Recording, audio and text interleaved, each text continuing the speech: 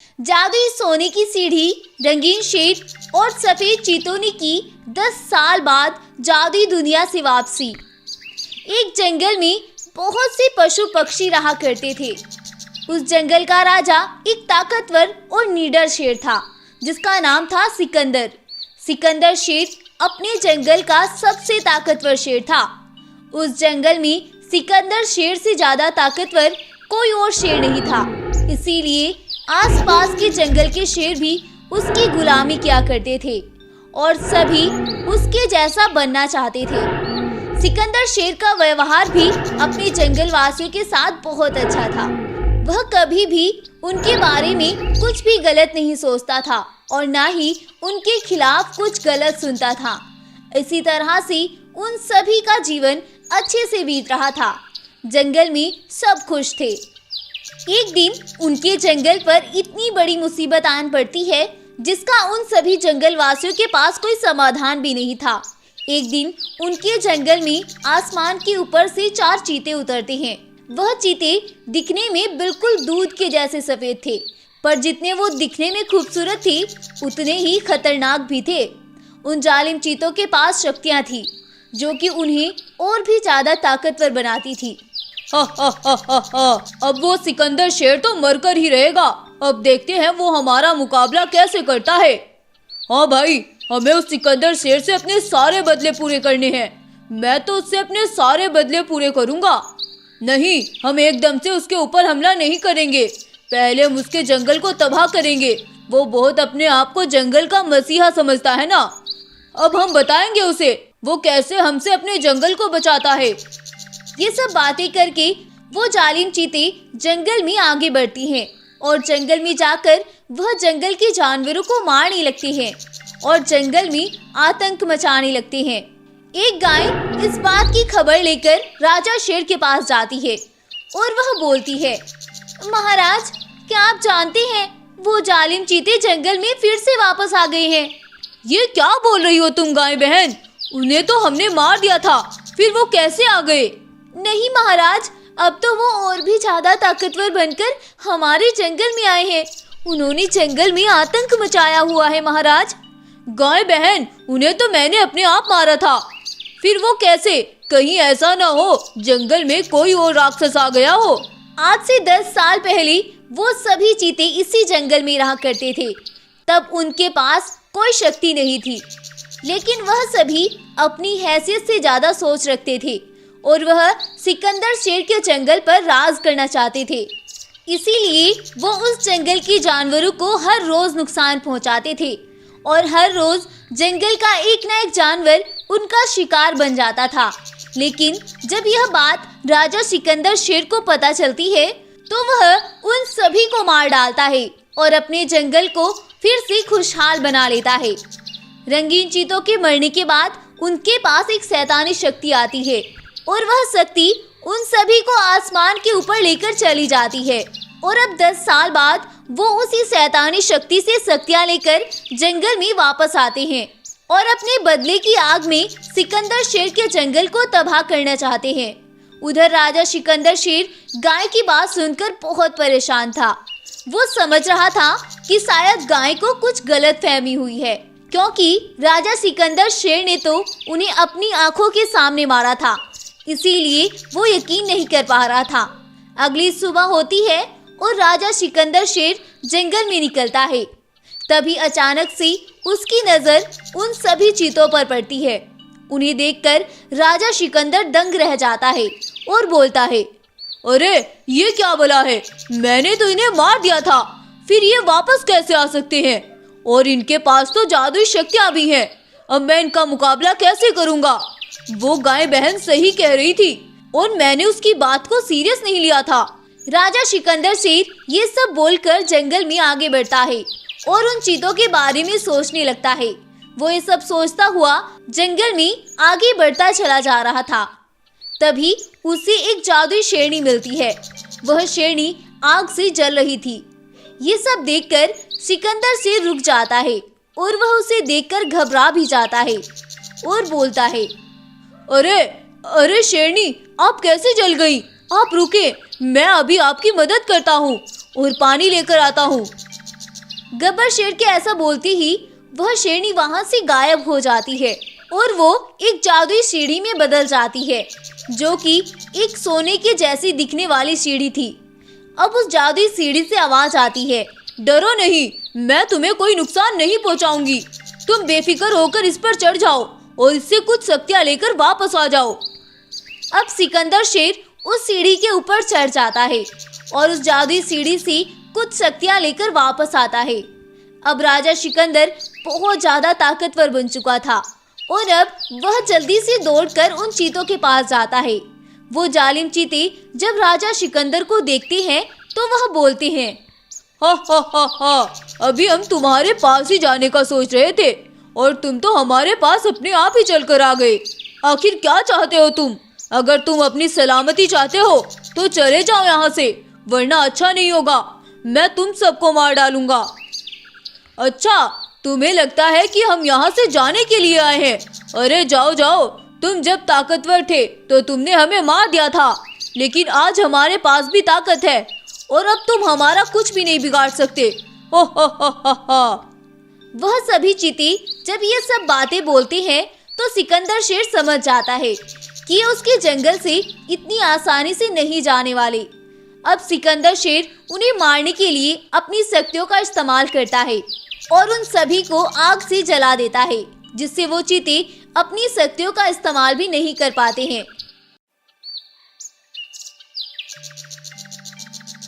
और वो सभी वहीं पर जलकर मारे जाते हैं।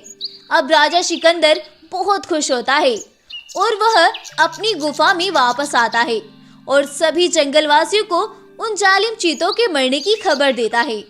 रंगीन चीतों के मरने पर सभी जानवर बहुत खुश होते हैं और वह सभी जंगलवासी फिर से जंगल में खुशी खुशी रहने लगते हैं। और अब सिकंदर शेर और भी ज्यादा ताकतवर बन जाता है और अपनी जादुई शक्तियों से जंगल के जानवरों की मदद भी करता है। और ये कहानी यहीं पर खत्म हो जाती है। तो गाइस, कैसी लगी आपको हमारी आज की स्टोरी? अगर आपको ये कहानी पसंद आई है तो प्लीज़ इस वीडियो को लाइक करें, शेयर करें और हमारे चैनल को सब्सक्राइब भी ज़रूर कर लें और साथ में बेल आइकन को भी प्रेस कर लें, जिससे हमारी न्यू वीडियोस की नोटिफिकेशन सबसे पहले आप तक पहुंचती रहे। Thank you. अमीर बाप, गरीब बेटा और शेरनी की किस्मत। बद्रीपुर जंगल का राजा बाला शेर बहुत अमीर था। उसके पास इतना खजाना था कि उसे खुद भी पता नहीं था कि उसके पास कितना खजाना है, लेकिन वो जितना अमीर था उतना ही निर्दयी और बेरहम भी था। वो कभी भी अपने खजाने से रत्ती भर भी किसी को नहीं देता था। बाला शेर को अपने खजाने पर बहुत घमंड था। वो जंगल में किसी से सीधे मुंह बात भी नहीं करता था और बस अपनी ही ऐट में जंगल में घूमा करता था। उसी जंगल में एक गरीब शेरनी भी रहा करती थी। वह शेरनी इतनी गरीब थी कि उसके पास खाने के लिए कुछ नहीं था। कभी कभी तो वह बेचारी भूखे पेट भी सो जाया करती थी। सरला शेरनी एक बहुत ही अच्छी और सब्र करने वाली थी। उसके पास जितना कुछ था वो उसी में ही हमेशा खुश रहा करती थी। शेरनी का एक छोटा बेटा था जिसका नाम था भोला। भोला हमेशा ही अपनी माँ से बोलता था, माँ, हमारे पास इतना पैसा क्यों नहीं है जितना रघु और उसकी मम्मी पापा के पास है। मुझे भी इतने पैसे चाहिए और इतने ही ज़्यादा खिलौने भी चाहिए। बेटा, तुम्हें पता है ना, हमारे पास इतना कुछ नहीं है और आज जब मैं काम पर जाऊंगी तो मैं सुबह तुम्हारे लिए खिलौने ज़रूर लेकर आऊंगी। ऐसा बोलकर शेरनी अपने बेटे को दिलासा देती है। अगली सुबह होती है तो शेरनी अपने काम के लिए निकलती है और वह अपने काम पर लग जाती है। शेरनी हर रोज इधर से उधर लकड़ियां ढोने का काम किया करती थी और इसके बदले में उसे जो कुछ भी पैसे मिलते थे उनसे वह अपना और अपने बेटे का पेट भरती थी। शेरनी को आज काम करते करते रात हो जाती है और उधर उसका बेटा अपनी माँ का इंतजार कर रहा होता है। शेरनी इधर अपने बेटे को लेकर बहुत परेशान थी, लेकिन आज उसका काम खत्म होने का नाम ही नहीं ले रहा था। तभी अचानक से तेज हवाएं चलने लगती है और जंगल में तूफान आ जाता है। शेरनी ये सब देखकर जल्दी से सारे काम छोड़कर अपने घर की ओर दौड़ती है और उधर उसका बेटा उस आंधी को देखकर डरने लगता है और अपनी माँ को आवाजें लगाने लगता है। तभी एकदम से शेरनी का पूरा घर उसके बेटे के ऊपर ही गिर जाता है। शेरनी जब वहां पहुंचती है तो वह अपने बेटे को पत्थरों के नीचे दबा हुआ देखती है। ये सब देखकर शेरनी एकदम दंग रह जाती है और वह बोलती है, नहीं, ये क्या हो गया? मेरा बच्चा, कोई बचाओ इसे। लेकिन इतने आंधी तूफान में उसकी मदद करने के लिए वहां कौन आ रहा था? अब शेरनी रोती हुई अपने बेटे को उन पत्थरों से निकालती है। उसका बेटा बहुत ज्यादा घायल हो गया था। उसके शरीर से बेहद खून बह रहा था। अब शेरनी जल्दी से अपने बेटे को लेकर आंधी तूफान से जूझती हुई भालू हकीम के हॉस्पिटल लेकर जाती है। भालू हकीम उसके बेटे को ठीक करने के लिए 100 सोने के सिक्के मांगता है। अब शेरनी बोलती है, अब भालू भाई, मैं कैसे भी करके आपकी पाई चुका दूंगी, लेकिन पहले आप मेरे बेटे को ठीक कर दो।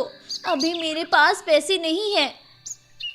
नहीं, पहले तुम्हें सारे पैसे जमा करने होंगे, उसके बाद ही मैं इलाज शुरू करूंगा। उससे पहले मैं कुछ नहीं कर सकता। पहले पैसे लेकर आओ। अब शेरनी को कुछ भी समझ नहीं आ रहा था और वह दौड़ती हुई बाला शेर के पास जाती है और वहां जाकर वह बाला शेर से बोलती है, बाला शेर महाराज, प्लीज मेरी मदद करो। मेरा बेटा बहुत मुसीबत में है। वो बहुत घायल हो चुका है और वो तो मरने की कगार पर पड़ा है। प्लीज आप मेरी मदद करो और मुझे कुछ पैसे उधार दे दो। मैं जल्द ही आपके सारे पैसे लौटा दूंगी। हैं?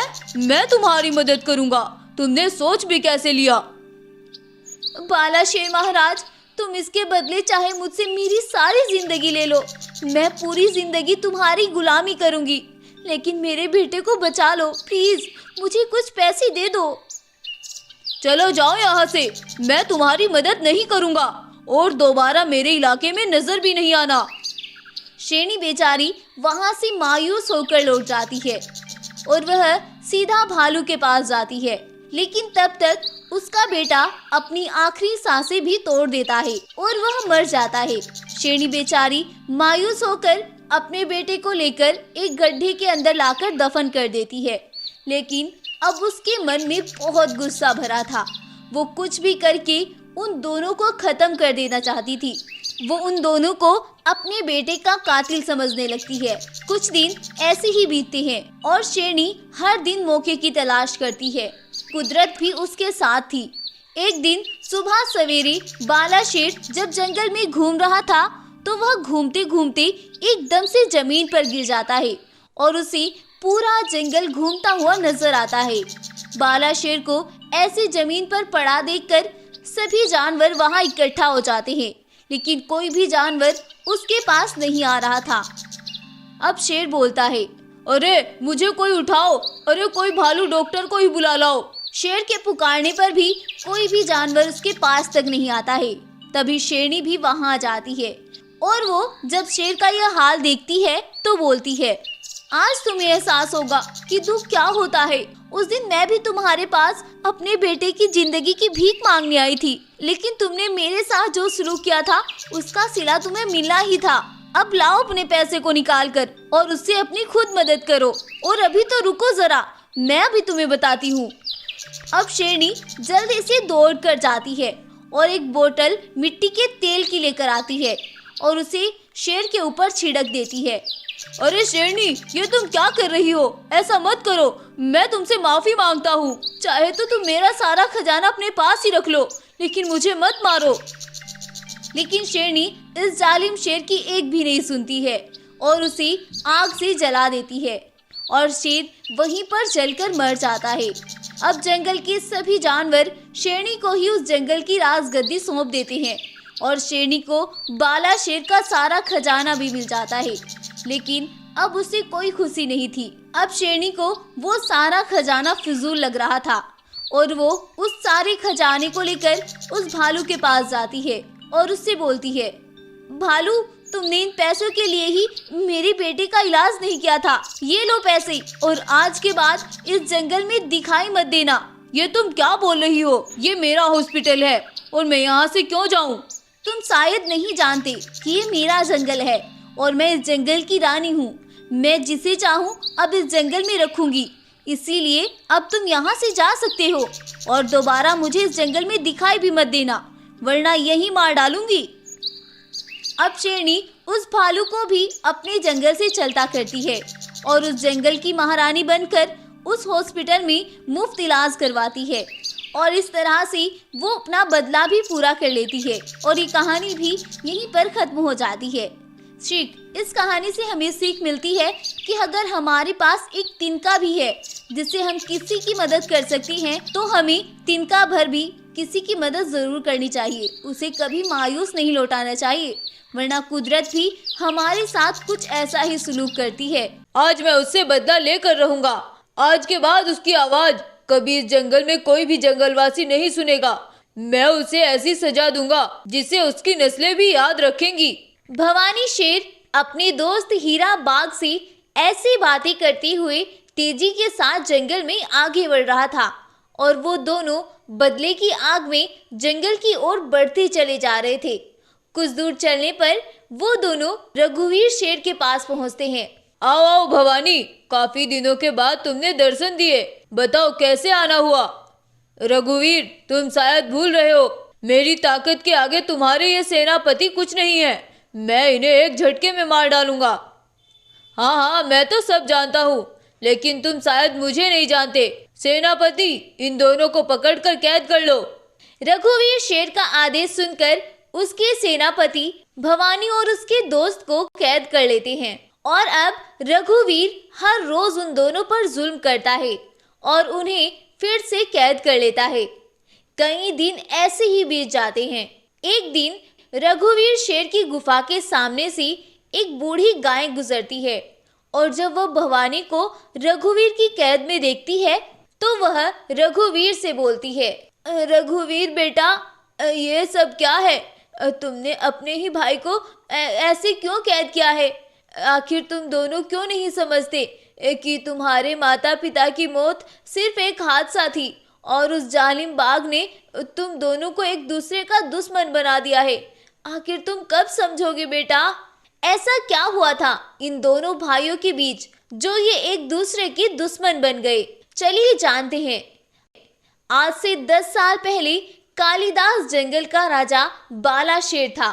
बाला शेर जंगल में अपनी पत्नी और 2 बेटों के साथ रहता था। बाला शेर और सुधा शेरनी अपने बेटों के साथ बहुत खुश थे और जंगल में एक खुशहाल जिंदगी गुजार रहे थे। लेकिन एक दिन ना जाने कौन उन दोनों को पहाड़ी से नीचे गिरा देता है और जब भवानी शेर वहां पहुंचता है तो ठाकुर बाघ पहले से ही वहां मौजूद होता है और वो वहां खड़ा हुआ रो रहा था। जब भवानी अपने माता पिता को खून से लथपथ देखता है तो परेशान हो जाता है। तभी ठाकुर बाघ बोलता है, बेटा, मुझे माफ कर दो, मैं तुम्हारे माता पिता को नहीं बचा पाया, लेकिन तुम जल्दी से हकीम भालू को बुला कर ले आओ, तुम्हारी माँ की अभी सांसें चल रही हैं। भवानी जल्दी से भागकर वहां से भालू हकीम को बुलाने जाता है। तभी वहां रघुवीर आता है और बाघ उसे एक अलग कहानी सुनाता है और बोलता है, बेटा, मुझे तो बताते हुए भी शर्म आ रही है। बेटा, मैं तुम्हारे माता पिता को नहीं बचा पाया। मैं जब यहाँ पहुँचा तब तक भवानी ने इन दोनों को पहाड़ी से नीचे गिरा दिया था और मैं तो बस देखता ही रह गया। ये सब सुनकर रघुवीर गुस्से में आ जाता है और वो अपने मरे हुए माता पिता को वहां से ले जाकर मिट्टी के अंदर दफन कर देता है और अब से उसे इंतजार था भवानी शेर की बर्बादी का। भवानी जब भालू हकीम को वहां लेकर आता है तब तक रघुवीर उन दोनों को वहां से ले जा चुका था और अब भवानी अपने भाई रघुवीर को बताने के लिए जंगल में उसे ढूंढने लगता है। तभी सामने से रघुवीर आता है और वो सामने से आकर उसे मारने लगता है। अरे रघुवीर, तुम मुझे क्यों मार रहे हो? छोड़ो मुझे। मैं तो तुम्हें माँ बाबा की मौत का बताने के लिए आया था कि ना जाने किसने उन्हें पहाड़ी से नीचे गिरा दिया है। बंद करो अपने चालाकी वाली बातें। तुमने माँ बाबा को मार दिया। आखिर तुम्हें ऐसा क्या चाहिए था जो तुमने ये सब किया? आज मैं तुम्हें नहीं छोड़ूंगा। भवानी शेर वहां से भागकर अपनी जान बचाता है और तब से अब तक वो दोनों एक दूसरे के दुश्मन बन गए थे। और आज गाय रघुवीर को समझाने की पूरी कोशिश करती है, लेकिन उसे कुछ भी समझ में नहीं आता है। अब गाय वहां से चली जाती है और वह रात होने पर फिर से वहां आती है और भवानी शेर और उसके दोस्त बाला को उस कैद से आजाद कर देती है। गाय आंटी, आप कौन हैं और आप हमारी मदद क्यों करना चाहती हैं? बेटा, मैं जानती हूँ कि तुम्हारा भाई तुमसे इतनी नफरत क्यों करता है। गाय आंटी, ये तो मैं भी जानता हूँ, लेकिन मैं ये नहीं जानता कि मेरे खिलाफ ये साजिश किसने की और मेरे भाई के दिमाग में ये सब किसने भरा। बेटा, जिस दिन तुम्हारी माँ बाबा उस पहाड़ी से गिरे थे तब मैं वहीं मौजूद थी। ये सब उस ठाकुर बाघ की साजिश है। उसने तुम दोनों भाइयों को आपस में लड़ा दिया ताकि तुम दोनों भाई एक दूसरे के दुश्मन बनकर एक दूसरे को मार डालो और फिर वो इस जंगल की राजगद्दी को संभाल ले और इस पूरे जंगल पर अपनी हुकूमत चलाए। अच्छा, तो ये सब उसका क्या धरा है? अब मैं उसे नहीं छोड़ूंगा। भवानी शेर तेजी से ठाकुर बाघ की ओर बढ़ता है, लेकिन तभी वहां रघुवीर अपनी सेना को लेकर भवानी के सामने आकर खड़ा हो जाता है। अच्छा, तो तुमने सोचा कि तुम रात के अंधेरे में मुझसे बचकर निकल जाओगे? तुमने मेरे बाबा को मारा है, आज मैं तुम्हें नहीं छोड़ूंगा। अब रघुवीर शेर के सिपाही भवानी शेर पर टूट पड़ते हैं और वो सभी मिलकर उसे मारने लगते हैं और उसे मार मार कर अधमरा कर देते हैं। और अब वो सोचते हैं कि भवानी शेर मर गया है और वो सभी उसे छोड़कर चले जाते हैं। जब ठाकुर बाघ को भवानी के मरने की खबर मिलती है तो वह भी अपने सिपाहियों को लेकर रघुवीर के पास पहुंचता है और रघुवीर के सभी सिपाहियों को मार डालता है। और अब ठाकुर बाघ बोलता है, मैं यही तो चाहता था कि तुम अपनी सबसे बड़ी ताकत को अपने ही हाथों मार डालो। अब मुझे इस जंगल पर राज करने से कोई नहीं रोक सकता। तुम्हें क्या लगा मैंने जो तुम्हें उस दिन कहानी बताई थी कि भवानी ने तुम्हारे माता पिता को मारा, क्या वो सच था? बल्कि सच तो ये है कि तुम्हारे माँ बाबा को मैंने मारा था और तुम दोनों भाइयों के बीच दरार डालने के लिए मैंने ये सब खेल रचा था। और देखो, मैं अपने प्लान में कामयाब हो गया। अब मैं तुम्हें भी मार डालूंगा और फिर इस पूरे जंगल की राजगद्दी मेरे कब्जे में होगी। हा हा हा हा हा हा। ठाकुर बाघ अपनी ही धुन में मस्त था। तभी पीछे से वहां भवानी शेर आ जाता है और भवानी शेर को अपने सामने देखकर ठाकुर बाघ के पसीने छूट जाते हैं, क्योंकि भवानी शेर इतना ताकतवर था कि वो एक सेना को अकेला हटा सकता था और उसी अकेला ही मौत के घाट उतार सकता था। भवानी शेर को देखकर ठाकुर बाघ बोलता है, तुम यहाँ कैसे? तुम्हें तो मार दिया था ना? तो कैसा लगा हमारा मजाक? तो ठाकुर बाघ, कैसा लगा हमारा मजाक? तुमने क्या सोचा तुम ही चाले चल सकते हो? ठाकुर बाघ, चाले तो हम भी चल सकते हैं और तुमसे भी कई गुना अच्छी। हमें गाय आंटी ने सब कुछ सच सच बता दिया था और उसी दिन से हम इसी मौके की तलाश में थे कि कैसे भी करके तुम्हें तुम्हारे झुंड से अलग करके अपने पास लाना है। और ये सब तो हमारा नाटक था और हमारे प्लान का हिस्सा भी। और देखो तुम कैसे बेवकूफ बनकर हमारे पास चले आए। हा हा हा हा हा हा। अच्छा, तो ये बात है। मैं अब उस ठाकुर को नहीं छोड़ूंगा, मैं उसे भी मार डालूंगा। नहीं रघुवीर, हम इतना खून गर्म करके उससे पंगा नहीं ले सकते हैं। उसके पास बाघों की एक बहुत बड़ी सेना है और हम उसके झुंड में जाकर उस पर हमला नहीं कर सकते हैं। हमें कुछ ऐसा करना होगा जिससे वो खुद से चलकर हमारे पास आए और हमें ज्यादा कुछ मेहनत भी ना करनी पड़े। तो कैसा लगा हमारा प्लान ठाकुर बाघ? अब भवानी शेर और रघुवीर मिलकर बाघ और उसके सिपाहियों को मार डालते हैं और फिर वो दोनों भाई एक नई जिंदगी की शुरुआत करते हैं और हर सुख दुख में एक दूसरे की ढाल बनने का वादा भी करते हैं। और ये कहानी यहीं पर खत्म हो जाती है। तो गाइस, आपको ये कहानी कैसी लगी हमें कमेंट करके ज़रूर बताएं। और अगर आपको ये स्टोरी पसंद आई है तो प्लीज़ वीडियो को लाइक, शेयर एंड चैनल को सब्सक्राइब करना बिल्कुल ना भूलें। Thank you.